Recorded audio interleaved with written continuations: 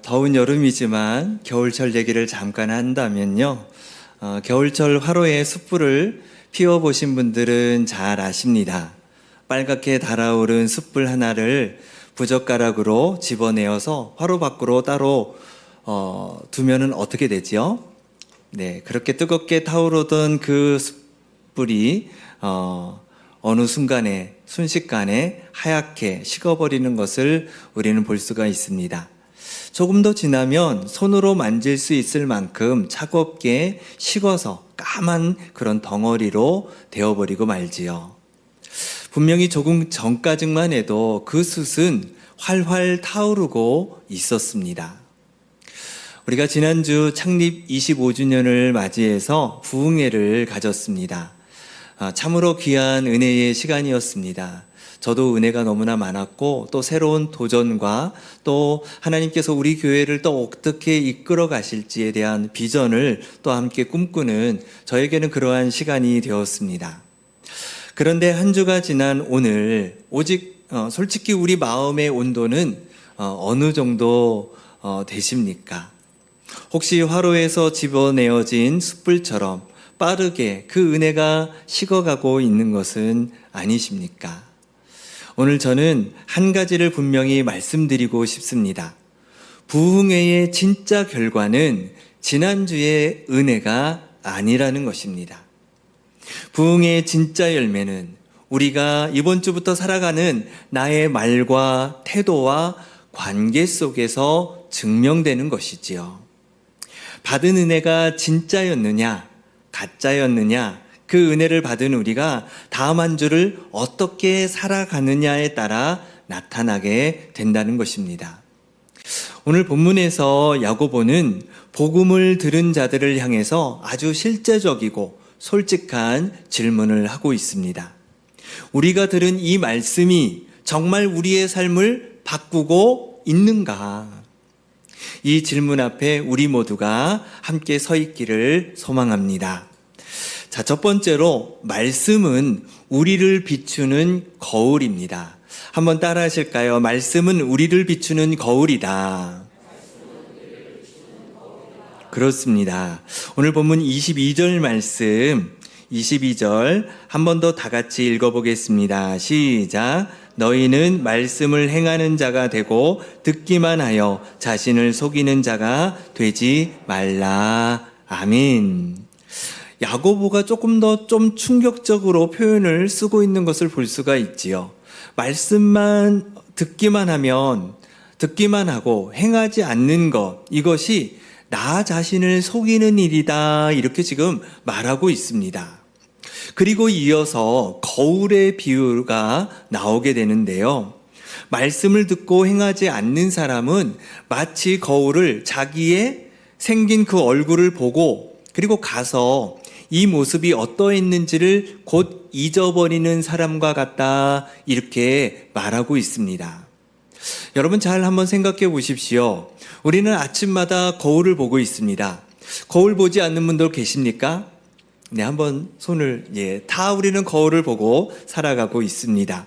거울을 왜 보십니까? 아유, 잘생긴 내 얼굴, 이쁜 내 얼굴, 그거 감상하시기 위해서 보시는 분들은 거의 드뭅니다. 네, 아마 우리 헝클어진 머리를 단정하게 하기 위해서, 또 눈곱이 낀 것을 띄기 위해서, 무언가 묻었다면 닦기 위해서 우리는 거울을 보게 됩니다. 거울의 목적이 무엇이냐? 바라봄이 아니라 고침이라는 거예요. 한번 따라 하실까요? 거울의 목적은 고침이다. 그렇습니다. 그런데 만약 어떤 사람이 거울을 보고 얼굴에 검은 색깔이 묻었음에도 불구하고 내 얼굴 검은 거 묻었네? 라고 말만 하고 그냥 돌아가서 출근해 버린다면 어떻게 되는 것일까요? 거울을 본 의미가 없어지는 것입니다. 차라리 거울을 안 보는 게 나을 수도 있습니다. 알면서도 그대로 출근을 했다. 그것은 무지한 것이 아니고요. 자기 기만입니다. 자기 자신을 속이는 것과 같은 것이지요. 하나님의 말씀은 바로 우리의 거울입니다. 우리가 지난주 부흥의 기간 동안 말씀을 들었습니다. 거울 앞에 섰었습니다. 여러분, 무엇을 보으셨습니까? 여러분들에게 발견한 것이 무엇입니까? 내가 그동안 좀 말을 너무 거칠게 했던 것 같아. 그동안 내 마음속에 미워하는 마음이 좀 많았던 것 같아. 내 삶의 모든 영역에 내가 하나님을 주인으로 모시지 못한 것 같아. 우리 교회에 내가 한 지체로 살아가지 못했던 것 같아. 아마 이러한 생각들을 우리가 말씀의 거울 앞에서 보았을 것입니다. 그런데 그것을 보고도 고치지 않고 돌아선다면 우리는 거울을 보고 검은색이 묻은 채 세상에 나가는 사람과 똑같다라는 것이죠. 지난 설교 시간에도 몇 번은 말씀을 드렸지만 우리는 말씀을 너무 많이 소비하고 있습니다. 좋은 설교, 좋은 찬양, 좋은 신앙서적이 넘쳐나는 시대이지요. 마음에 드는 말씀만 골라 듣는 말씀 쇼핑 시대를 우리가 살아가고 있습니다. 그러나 들은 말씀이 내 삶을 바꾸지 못한다면 야고보의 진단은처럼 그것은 은혜가 아니고 자기를 속이는 일이다라는 것입니다. 복음은 귀를 즐겁게 하거나 감정을 위로하고 사라져버리는 그러한 소모품이 아닙니다. 복음은 반드시 내 삶을 변화시키고 바꾸어 놓는다라는 것이죠. 그런데 여기서 우리가 놓쳐서는 안 될 것이 있습니다. 야고보는 이 거울, 이 말씀을 25절에서 무엇이라고 부르고 있느냐? 자유롭게 하는 온전한 율법이다, 이렇게 말하고 있습니다. 자유롭게 하는 온전한 율법. 여러분, 율법이 자유롭게 할 수 있을까요? 우리가 보통 율법 하면은 어떻습니까? 뭔가 올가매는 것 같고 정죄하는 것 같이 우리가 많이 느껴지게 되지요. 그런데 야고보는 이 말씀을 가리켜서 자유롭게 하는 말씀이다, 이렇게 율법이다, 이렇게 표현하고 있는 것입니다. 왜 야고보는 이런 표현을 쓰고 있을까요? 이 거울은 단지 우리의 더러운 얼굴만 비추고 끝나는 거울이 아니라는 것입니다. 이 복음의 거울은 우리의 죄를 비추는 동시에 그 죄를 위해 십자가에 달리신 예수 그리스도를 비추어 주고 있기 때문인 것이죠. 율법의 거울은 어떻습니까? 너 더러워, 그렇게 말하고 끝납니다. 하지만 복음의 거울은 너 더럽지만 너를 깨끗하게 하시기 위해서 예수 그리스도가 여기 계시다라고 말해주고 있다라는 겁니다. 그러니 우리가 말씀을 행하는 것은 깨끗해지기 위해서 발버둥치는 노동이 아니라 이미 그리스도의 피로 깨끗하게 받은 사람이 그 은혜에 감격하여 기쁨으로 자기 얼굴에 그 검은 것을 씻어내는 그런 자유의 행동이라는 것이죠. 우리는 깨끗해지려고 순종하는 것이 아닙니다. 이미 깨끗해졌기 때문에, 예수 그리스도로 인해 우리가 깨끗해졌기 때문에 우리는 순종하는 것입니다. 이것이 복음이라는 것이죠.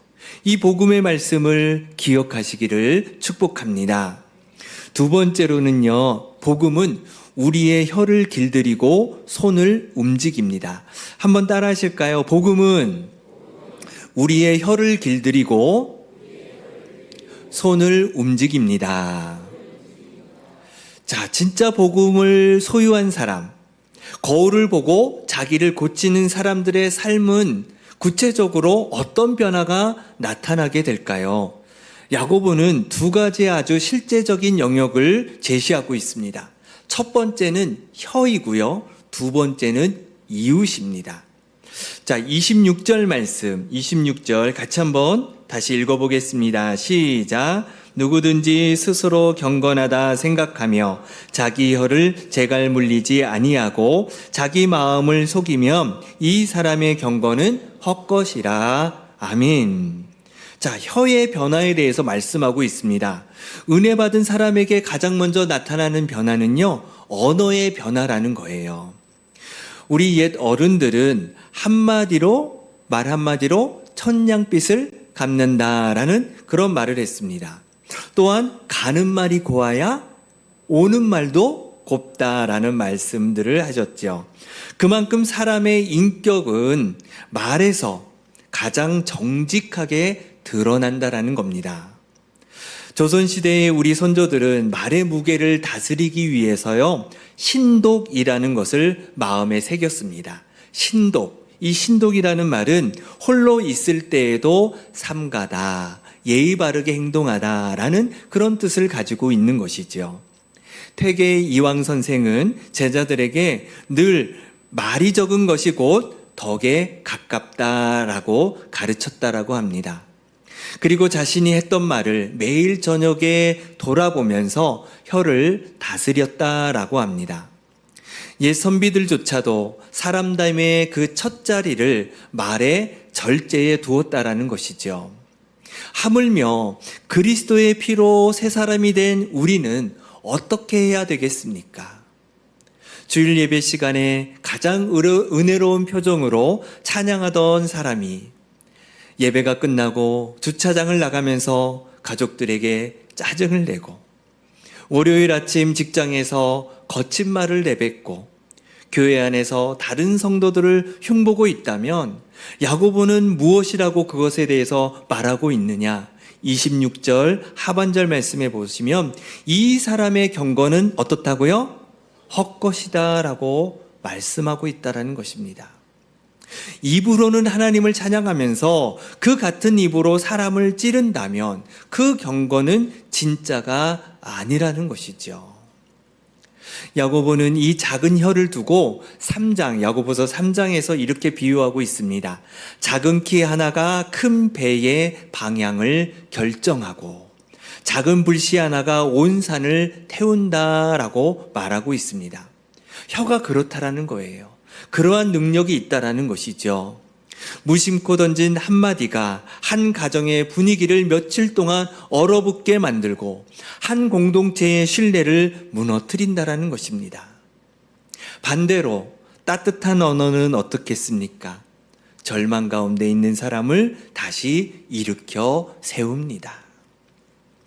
복음을 아는 사람은 자기 혀에 재갈을 물립니다. 감정이 올라올 때에 그 감정대로 쏟아내지 않고 한 발짝 멈추게 됩니다. 그리고 죽이는 말 대신 살리는 말을, 찌르는 말 대신 격려하는 말을 선택하게 되지요. 이것이 거듭난 사람, 구원받은 사람의 표지입니다. 그런데 여기서도 우리는 복음을 붙들어야 됩니다. 우리의 혀가 거칠어지는 진짜 이유가 무엇일까요? 예수님께서 이렇게 말씀하세요. 마음에 가득한 것을 입으로 말한다라고 말씀하십니다. 결국 말의 문제는 입술의 문제가 아니라 마음의 문제라는 것이에요.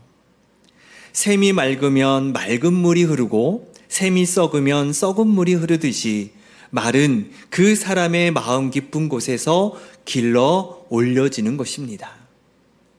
그러니 혀에 재갈을 물리는 일은 단순히 이를 악물고 참는 그런 절제가 아니라는 것이죠. 그것은 예수 그리스도께서 내게 주신 새 마음에서 흘러나오는 새로운 언어임을 믿으시기를 바랍니다. 옛사람의 마음에서는 옛말이 나오고요. 그리스도로 새로워진 마음에는 새말이 나오는 것이죠.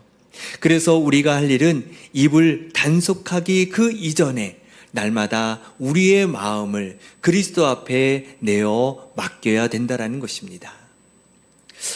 또 이어서 27절에 보시면 관계와 태도의 변화에 대해서 이야기하고 있습니다. 27절 말씀도 같이 한번 읽어보겠습니다. 시작. 하나님 아버지 앞에서 정결하고 더러움이 없는 경건은 곧 고아와 과부를 그 환난 중에 돌보고 또 자기를 지켜 세속에 물들지 아니하는 그것이니라. 아멘.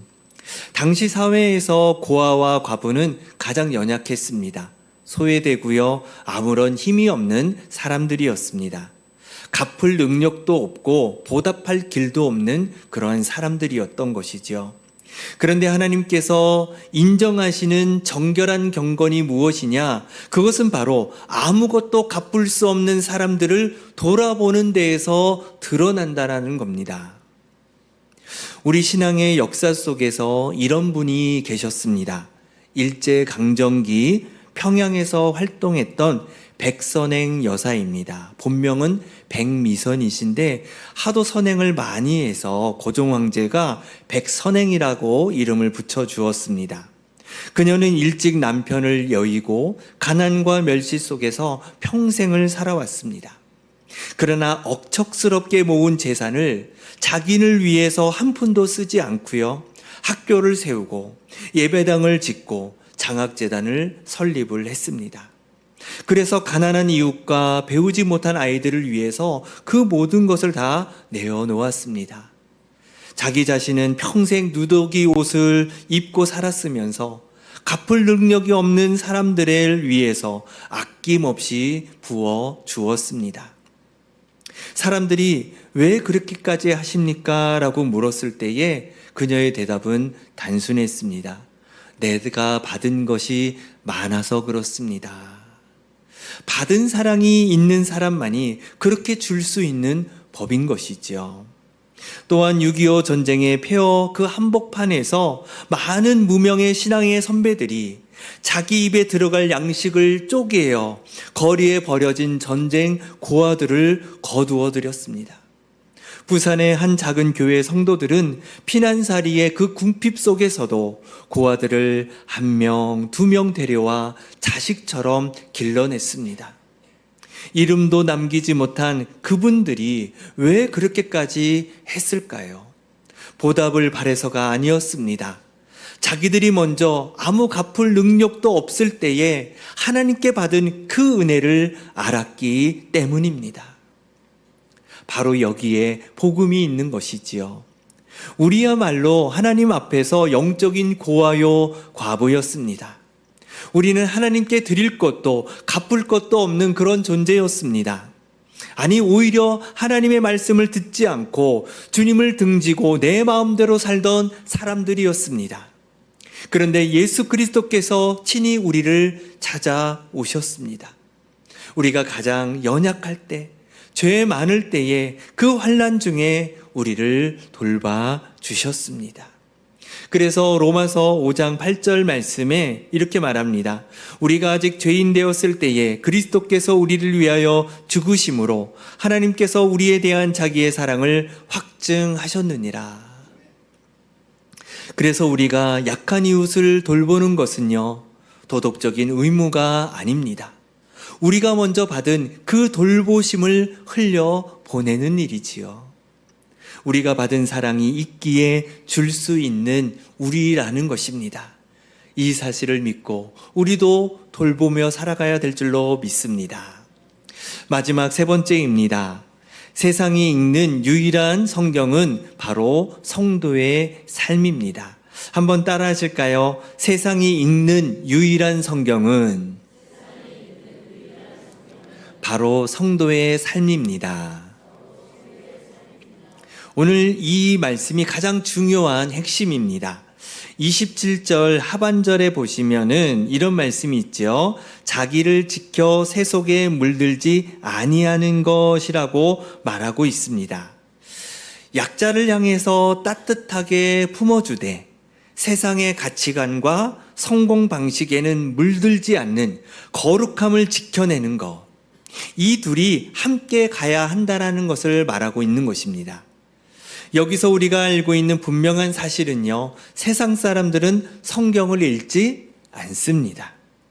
그들은 교회에 나오지도 않고요, 부흥에 참여하지도 않습니다. 그들이 읽는 유일한 성경책이 무엇이겠습니까? 그것은 저와 여러분의 삶입니다. 우리의 직장 동료는 요한복음을 펴본 적이 없습니다. 대신 그들은 매일 아침 출근하는 나라는 사람을 읽고 있습니다. 우리의 이웃은 로마서를 읽지 않았습니다. 대신 그는 엘리베이터에서 마주치는 나라는 사람을 읽습니다. 우리의 자녀는 어떻습니까? 우리의 자녀는 설교보다도 부모의 뒷모습을 더 정확하게 읽고 있다라는 것입니다. 그러니 우리가 부흥회 때 아무리 뜨거웠어도 세상 속으로 들어가 똑같이 이기적으로 살아가고, 똑같이 물질을 쫓아 살아가고, 똑같이 짜증내고 거칠게 산다면 세상은 우리를 보면서 뭐라고 말하겠습니까? 예수 믿는 사람들 저것밖에 안 되는 거야. 제발 너희들은 말씀대로 좀 살아봐라 라고 세상이 말하고 있다는 것이죠. 그런데 반대로 우리가 세상 속에서 다르게 살아갈 때에 세상은 비로소 우리에게 이렇게 말할 것입니다. 도대체 저 사람들은 어떻게 저렇게 살아갈 수 있는 것인가?